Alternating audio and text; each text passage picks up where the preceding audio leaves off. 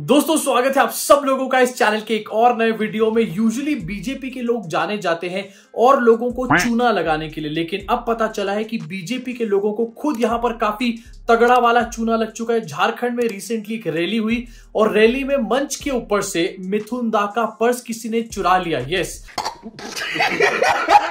आपको एक वीडियो दिखाना चाहता हूं, ये अच्छे दिन क्या लेकर आएंगे किसी के। ये अपने बटुए का तो ध्यान रख नहीं पा रहे। और आपसे आग्रह है कि आप कृपया मिथुन दा का पर्स जिसने भी लिया हो, मिर्जा का संस्कृति ऐसा नहीं है, आप आकर के मिथुन दा का पर्स को लौटा दीजिए। और मंच पे आग्रह है आप लोगों से कृपया मंच को खाली कर दें। मुझे तो लग रहा है ये अनाउंसमेंट वाले चाचा ने ही मिथुन दा का पर्स चुराया, लेकिन जिसने भी मिथुन दा का पर्स यहाँ पर चुराया होगा वो अपना सर पीट रहा होगा। लिटरली कोबरा की फोटो के अलावा 54-58 मिली होंगी, उसके अलावा और कुछ मिला नहीं होगा। और भाई मिथुन चक्रवर्ती को सोच के भी मुझे यहाँ पर हंसी आ रही है। थोड़े दिन पहले इन्फिल्ट्रेशन को रोकने की बात कर रहे थे, मर जाएंगे मिट जाएंगे, पता नहीं कौन सी बातें कर रहे थे। अबे अपने पर्स को तो बचा लो चाचा पहले। मुझे तो ये बात की टेंशन हो रही है कि इसके बाद मिथुन दा घर कैसे गए होंगे, क्योंकि अगर एक दूसरे का पर्स के लोग चुरा रहे हैं तो क्या ही यूनिटी होगी इन लोगों के अंदर। मिथुन दा के पास घर जाने के पैसे नहीं बचेंगे इसके बाद। कैसे कैसे लोग रहते हैं यार यहाँ पर। अब जहां पर झारखंड की वीडियो बहुत ज्यादा ट्रेंड कर रही है, लेकिन ज्यादा इस टाइम पर चर्चा चल रही है महाराष्ट्र चुनावों की, और वो भी खास तौर से इसलिए क्योंकि अजीत पवार का एक स्टेटमेंट सामने आया है जिसकी वजह से चड्डी गैंग में पूरी तरीके से अफरा तफरी मच चुकी है। अजीत पवार ने एक इंटरव्यू में बात बोली है कि अडानी तक जो है बैठ करके पॉलिटिकल डिसीजंस लेते हैं भारतीय जनता पार्टी के लिए। जरा सुनिए। लोग रहिए, मुझे अभी वो इसको 5 साल हुए हैं, सबको मालूम है कहाँ मीटिंग हुई। शरद पवार जी के नॉलेज में सबके साथ हुआ था।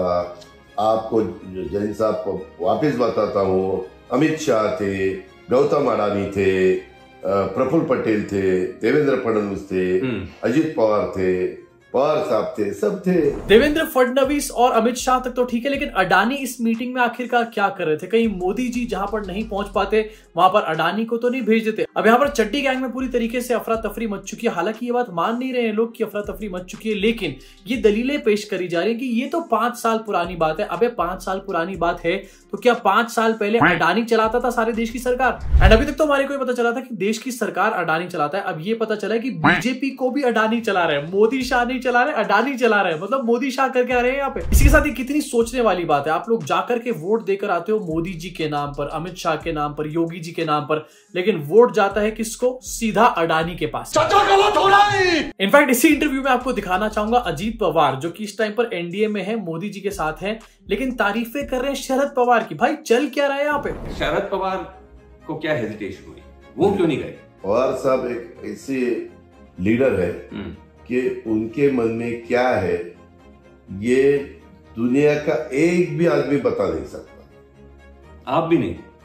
दुनिया का एक भी आदमी बता नहीं सकता। अच्छा। हमारे आंटी भी नहीं बता सकती। पवार साहब के मन में क्या है अजीत पवार के हिसाब से मोदी जी भी इस बात को नहीं बता सकते हैं। कहीं ऐसा तो नहीं कि पवार साहब के मन में ये है कि अजीत पवार मोदी जी के साथ जाए, उसके बाद मोदी जी का ही गेम खराब कर दे। इसी के साथ आगे चल के आपको दिखाना चाहता हूं, अजीत पवार तो शरद पवार की तारीफ कर रहे हैं, मोदी जी की तारीफ नहीं कर रहे। दूसरी तरफ मोदी जी के जो नेता हैं वो भी शरद पवार को पूरी तरीके से साइडलाइन कर रहे हैं। स्टेज के ऊपर मोदी जी पहुंचते हैं, उनका स्वागत किया जाता है, लेकिन अजीत पवार को कैसे साइडलाइन किया जा रहा है इससे समझ में आता है एक है तो कितने सेफ हैं। बापूदादा मानकर यांना विनंती करते की त्यांनी संत जगद्गुरु तुकाराम महाराज यांची पगडी, उपर्ण, वीणा तसेच तुकाराम महाराजांची प्रतिकृती देऊन आदरणीय मोदीजींचा सत्कार करावा। आपल्याला माहिती आहे की आत्ताच आपल्या पुणे विमानतळाला संत जगद्गुरु तुकाराम महाराजांचं नाव देण्यात आलेलं आहे। यासाठीही मी आपले धन्यवाद देते आणि देशाचे पहिले प्रधानमंत्री असे आहेत की ज्यांनी देहू येथे भेट दिलेली आहे। देखा किस तरीके से अजीत पवार को साइड करके इतना बाहर कर दिया कि वो फ्रेम से ही बाहर निकल गए। ये सूबे के डिप्टी सीएम हैं। अगर सूबे के डिप्टी सीएम की मंच के ऊपर ये हालत है तो बाकी की अजीत पवार की पार्टी के लोगों का क्या हाल होगा, ये आप अच्छे तरीके से समझ ही सकते हैं। एंड जब उनको इज्जत ही नहीं मिलेगी तो क्या वो इलेक्शन ठीक तरीके से लड़ भी रहे होंगे? इन सब चीजों के ऊपर एक क्वेश्चन मार्क बन के खड़ा होता है और इसीलिए शायद मोदी जी दिन रात लगे पड़े इस टाइम पर महाराष्ट्र की रैलियों पे रैलियां कर रहे हैं। हरियाणा के टाइम पे तो नहीं करी थी रैलियां। इसी के साथ एक और वीडियो बहुत ज्यादा ट्रेंड कर रहा है और उसके बाद एक बहुत बड़ी उसकी चीप कॉपी भी बनाई गई है। यहाँ पर उद्धव ठाकरे के सामान की चेकिंग करी गई और ये वीडियो बहुत ज्यादा वायरल हुआ, इतना ज्यादा वायरल हो गया कि बीजेपी के नाक में दम हो गया इसके चक्कर में। उसके बाद एक फूहड़ नौटंकी इन्होंने करी। क्या नौटंकी करी ये दिखाते हैं, पहले जरा देखिए उद्धव ठाकरे के साथ क्या हुआ।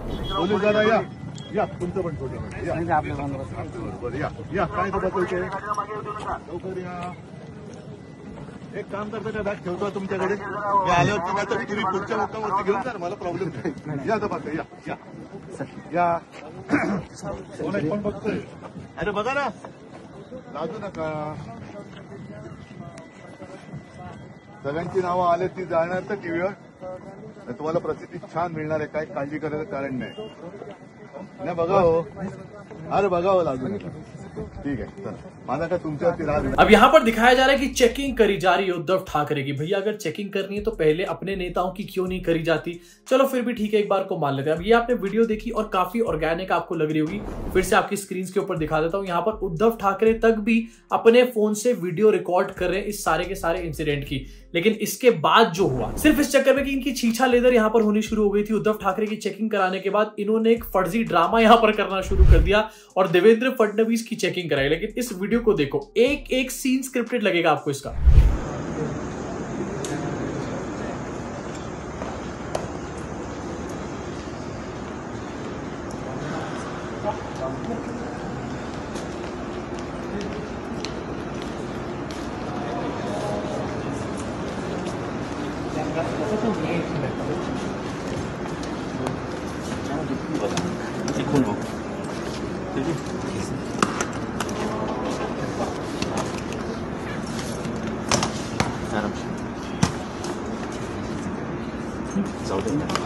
फिर से देखो सर अपनी स्क्रीन के ऊपर, जैसे ही वीडियो शुरू होता है देवेंद्र फडणवीस की बग्गी आकर के रुक जाती है। उसके बाद वो वॉक करते हुए आते हैं, धीरे धीरे आते हैं, उनका बैग उसके बाद चेक किया जाता है। ऐसा लग रहा है कि कैमरामैन ने बोला होगा एक्शन, उसके बाद देवेंद्र फडणवीस की बग्गी आई होगी और उसके बाद ही वो वहां से उतरे होंगे। मतलब इतना ड्रामा करने की क्या जरूरत है? इस फूहड़ वीडियो को देखने के बाद बच्चा भी यहाँ पर बता देगा कि चाचा नौटंकी कर रहे हैं। इसी के साथ आगे बढ़ना चाहता हूँ और असली नौटंकी बाज चाचा आपको दिखाना चाहता हूँ। मोदी जी यहाँ पर महाराष्ट्र पहुंचे और पुणे में मोदी जी की रैली थी। मोदी जी का सबसे पहले अपनी स्क्रीन पे देखो कि गेटअप क्या है यहाँ पे। भारत माता की, भारत माता की, भारत माता की। आमचे आराध्य दैवत छत्रपति शिवाजी महाराज।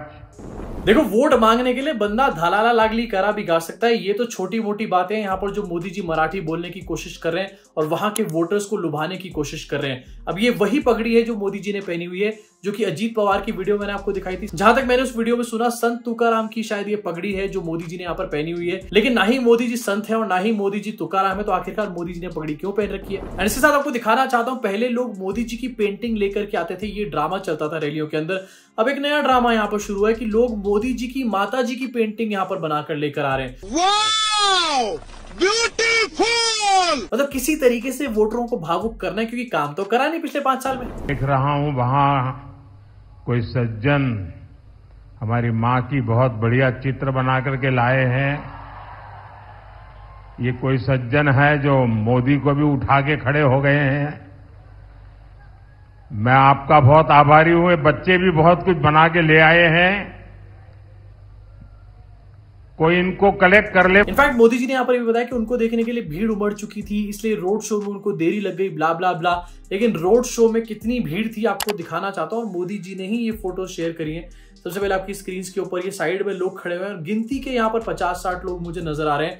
अगर भीड़ होती है तो एक लाइन में नहीं बल्कि 2-3 लाइन में पीछे तक लोग खड़े होते हैं, लेकिन यहाँ पर एक लाइन ही भरनी ऐसा लग रहा है मुश्किल हो गई। उसके अलावा एक और वीडियो आपको दिखाना चाहता हूँ, रेलिंग पे लोग खड़े हुए हैं, उनके पीछे भी यहाँ कोई नहीं खड़ा और वो लोग भी कितने गैप में खड़े हुए हैं। आपको क्लियरली यहाँ पर नजर आ रहा होगा। ये डेफिनेटली जन सैलाब तो नहीं है मोदी जी देखने के लिए। अब जहां पर एक तरफ लोगों को खड़ा किया गया रेलिंग के पीछे, एक और फोटो आपको दिखाना चाहता हूं। कल शाम को एक इवेंट था जहां पर मोदी जी पहुंचे, उत्तराखंड में कोई फेस्टिवल था, उसका इवेंट था और वहां पर पत्रकारों को बुलाया गया।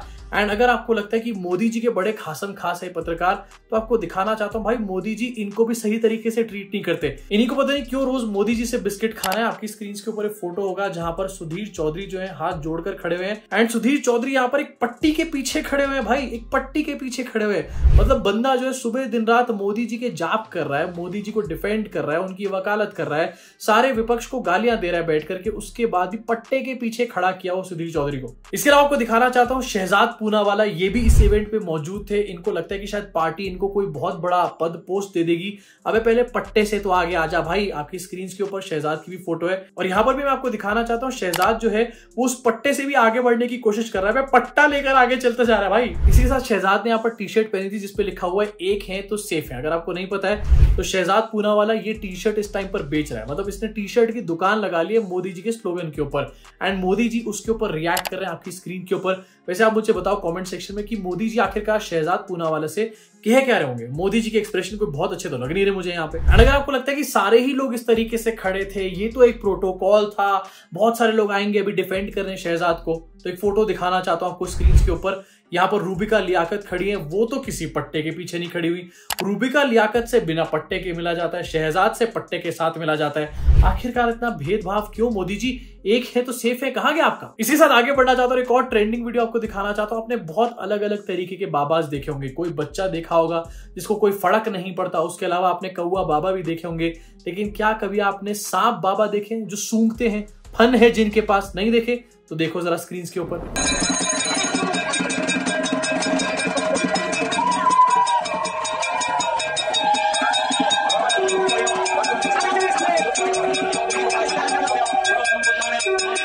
भाई सांप की तरह फुफकार रहा है। ये कैसा बाबा है जो दूध पीने के लिए या फिर खाना खाने के लिए सांप की तरह सूंघ रहा है, फुफकार रहा है इधर उधर जा जाके? अबे कहीं डस मत दियो। मतलब यार आप धर्म के नाम पे कुछ भी बकवास पेलोगे और लोग उसको सच मान लेंगे, उसके ऊपर चढ़ावा डालना शुरू कर देंगे, उसकी वीडियोस को वायरल करना शुरू कर देंगे, आपको भगवान बना देंगे।